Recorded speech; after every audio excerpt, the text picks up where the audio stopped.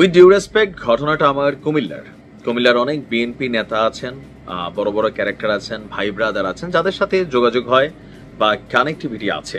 মাঝে মাঝে কথা বলি যে নির্বাচন নিয়ে প্রস্তুতি কি। তো সবাই বলেন যে দেখো, নির্বাচনটা এবার একটা হার্ডেস্ট ওয়েতে যাবে। আমরা চেষ্টা করছি দল কর্মী জনগণের মন পাওয়ার জন্য, যেন যে কোনো পরিস্থিতিতে নির্বাচনে জনগণ খুশি হইয়া আমাদের ভোট দেয়। একদিকে বিএনপির ঊর্ধ্বতন যে নেতারা আছেন কুমিল্লা জেলার, তারা যখন এই মোটিভে হাঁটছেন, কিছু কিছু জায়গায় ভিন্ন দৃশ্য আমরা দেখতে পাচ্ছি। তবে এই দৃশ্যপটগুলো বিএনপিকে ডুবাবে। অলরেডি জরিপ বলছে বিএনপির জনমত কমছে, তবে এই জরিপ সত্য মিথ্যা আমি ওইদিকে যাচ্ছি না।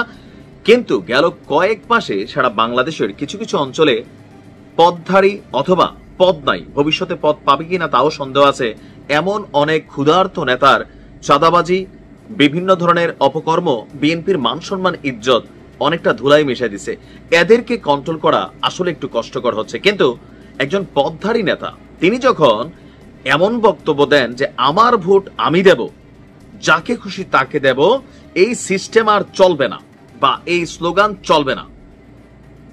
বিএনপির একজন দায়িত্বশীল কুমিল্লার নেতা তিনি যখন এই কথা বলেন, স্বাভাবিকভাবেই আওয়ামী চরিত্রের একটা বহিঃপ্রকাশ সামনে আসছে। কারণ আমরা আওয়ামী লীগ সরকারের সময় দেখেছি বিভিন্ন জায়গায় এরকম ভোটারদেরকে ধমকানো হইতো যে একদম বাড়ি থেকে তুলে নিয়ে আসবে, অথবা নির্বাচনে ভোট দিয়া বাড়িতে যাইতে পারবে না। কথা বলছি আমরা কুমিল্লার ব্লুটুথ নেতা 14 গ্রামের, ওনার নাম হচ্ছে, আমরা যদি দেখি, ওয়াহিদুর রহমান মুক্ত। শহরে খুব বেশি পরিচিত ক্যারেক্টার না হলেও কুমিল্লার 14 গ্রামে স্থানীয়ভাবে তিনি জনপ্রিয়। তো তার বক্তব্যটা কি ছিল? আমার ভোট আমি দেব, যাকে খুশি তাকে দেব, এই স্লোগান বদলে দেব। তো কি স্লোগান দিবেন? এই স্লোগান আমরা পরিবর্তন করতে চাই। তো কি পরিবর্তন করবেন? তিনি বলছেন 14 গ্রামে আমরা এই স্লোগান বাস্তবায়ন হতে দেব না। তো কোনটা দিবেন? সেখানে তিনি তার গত কুমিল্লা দক্ষিণ জেলা ইউনিটের 14 গ্রাম উপজেলা বিএনপির যুগ্ম আহ্বায়ক ওয়াহিদুর রহমান মুক্ত ভাই, তিনি আপনার বুধবার উপজেলার 1 নম্বর কাশীনগর ইউনিয়নের একটি ওয়ার্ড বিএনপির সম্মেলনে দেওয়া তার 2 মিনিট 10 সেকেন্ডের বক্তব্যটা সামনে আসছে। তার বক্তব্য, সবাই আমরা সঙ্গে সঙ্গে চিৎকার দিয়ে বলবো কি 14 গ্রামের স্লোগানটা হবে এমন ভাবে, আর ভোট আই দিও না, মানে তিনি সুন্দরভাবে বলছেন, কুমিল্লা তো আমাদের এরকম আছে হালকা নোয়াখালী লাকসামের টান, আমার ভোট আমি দেব, বিএনপিকে দেব। কি বলছি? বিএনপিকে দেব, আমার ভোট আমি দেব, ধানের শীষে দেব। আজ থেকে আপনারা এই স্লোগানটাই দেবেন, আর কোনো স্লোগান নাই। আমার ভোট আমি দেব, যাকে খুশি তাকে দেব। এটা 14 গ্রামে কোনো সুযোগ নেই। দেন ভাই, আপনার ভোট ভালো লাগলে আপনি একবারের জায়গায় জাল ভোটের সিস্টেম থাকলে 3 বার দেন, বিএনপির দেন, কেউ তো না করছে না।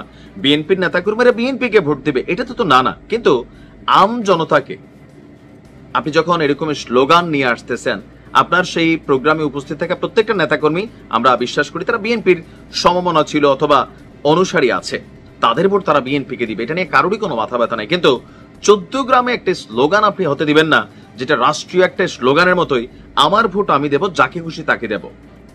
সেই স্লোগানটাকে নিয়ে আপনি যখন বিএনপিকে দিবেন, আপনার ভোট তো আপনি বিএনপির দিবেন, নেতাকর্মীরা তাদের ভোট বিএনপির দিবে। কিন্তু আপনি যখন এই স্লোগানটা আটকাতে যাবেন, এইটার একটা নেগেটিভ ইমেজ তো বাংলাদেশে তৈরি হয়ে গেছে। আপনি বক্তব্য দেওয়ার সাথে সাথে আপনি ভাইরাল, কিন্তু আপনি কোন জায়গায় ভাইরাল হলেন? আপনার ভোট আপনি বিএনপিরই দিবেন, ঠিক আছে, কিন্তু জনতার ভোট কি জনতা বিএনপিকে দেবে, নাকি জামাতকে দেবে, না এনসিপিকে দেবে, নাকি অন্য কোনো দলকে দেবে, নাকি সরকারের নতুন সিস্টেমে না ভোট দেবে? এটা তো জনতার সিদ্ধান্ত। এখন আপনার এই ধরনের বক্তব্য যেটা হয়েছে কুমিল্লা জেলায়, বিএনপির যে পজিটিভ ইমেজ আছে সেটাতে কিন্তু আপনি টাচ করে বসছেন। কারণ আপনি ভাবতেছেন 14 গ্রামের কাশীনগরের কোনো একটা উপজেলার মাঠে, স্কুলের মাঠে আপনি বক্তব্য দিচ্ছেন, এই বক্তব্যে আর কি আসে যায়, সবাই তো এলাকার মানুষ। কিন্তু না, সোশ্যাল মিডিয়ার এই যুগে এগুলো ভাইরাল হয়ে যায়। আর যখন ভাইরাল হয় আপনি বুঝতেই পারছেন, আপনি তো একটা ব্যাখ্যা দিবেন, কিন্তু ওই ব্যাখ্যা মানুষ কতটুকু খাবে। তা আমার মনে হয় আপনার বক্তব্যটা আপনার প্রত্যাহার করা উচিত। জনগণের সামনে তারেক রহমানের যে নির্দেশ, যে 32 দফা নিয়ে মানুষের ঘরে ঘরে যাও, মানুষকে বুঝাও, ভোট ওই আগের স্লোগানের দিন। গতকালকেও তারেক রহমান বলছে স্লোগান দিয়ে এখন আর যে রাজনীতি, এটার দিন শেষ হয়ে গেছে। আমার ভাই, তোমার ভাই, অমুক ভাই, অমুক ভাই, ফুলের মতন চরিত্র, পবিত্র, এগুলো মানুষ এখন জানে কার চরিত্র মদের মতন, কারটা ফুলের মতন। জনগণের সিদ্ধান্ত জনগণের নিতে দেন। আপনারা এমনিতেই ক্ষমতায় আসার মতন একটা পরিস্থিতি আছে। এই ধরনের অতি উৎসাহী বক্তব্য আপনার জন্য যেমন ক্ষতিকর, দলের জন্য ক্ষতিকর, তদুপরি বাংলাদেশের জন্য ক্ষতিকর। কারণ রাজনৈতিক দলগুলোই তো দেশ চালাবে। দেখেন, আমি প্রতিপক্ষ না, শত্রু না। আমার জায়গা থেকে আমি বিষয়গুলো আপনাদেরকে ক্লিয়ার করতে চাই।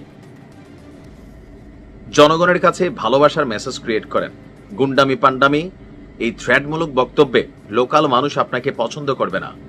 সামনে স্যার বলল, পিছনে গালি দিবে। ভালো থাকুন।